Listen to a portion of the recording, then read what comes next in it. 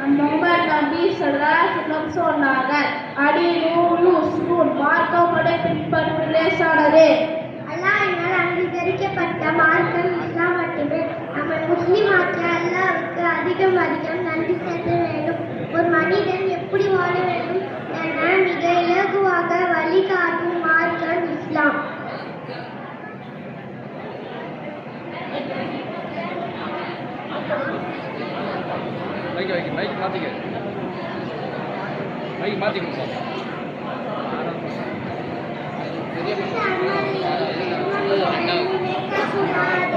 முழு மனதுடன் அல்லாஹ்விற்கு பிரியமான முறையில் நிறைவேற்ற வேண்டும்.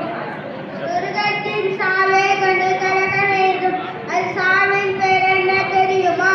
இந்த கேள்விக்கு பதில் எல்லாருக்கும் தெரியும். நம்ம முகமது நபி ஸல்லல்லாஹு சொன்னார்கள், அடி நான் தொழுகை, இஸ்லாமும் ஜன்னத்தில் சலாம், சொர்க்கத்தில் தொழுகை.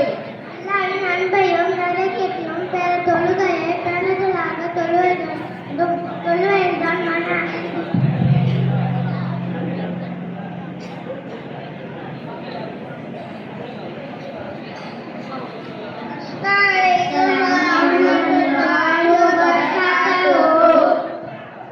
நான் கேள்வி கேட்க போகிறேன். என் தோழிகள் பதில் சொல்ல போறாங்க. கவனமா கேளுங்க. இஸ்லாம் என்ற மார்க்கத்தை நான் பின்பற்றுவது லேசானதா கடினமானதா? மிக லேசானதே. நம் முகமது நபி ஸல்லல்லாஹு சொன்னார்கள், அடி நூறு சுனூன் மார்க்கப்படி பின்பற்றுவது லேசானதே. அல்லாஹ்வினால் அங்கீகரிக்கப்பட்ட மார்க்கம் இஸ்லாம் மட்டுமே. நம்மை முஸ்லிம் ஆக்கிய அல்லாஹ்வுக்கு அதிகம் நன்றி செலுத்த வேண்டும்.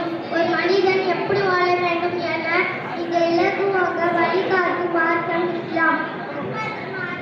நம்மை கஷ்டப்படுத்துகிறது என நினைப்பதே மாபெரும் தவறும் மாபெரும் பாவமாகும். எந்த அமலையும் சிரமம் என நினைக்கக்கூடாது. முழு மனதுடன் அல்லாஹ்விற்கு பிரியமான முறையில் நிறைவேற்ற வேண்டும்.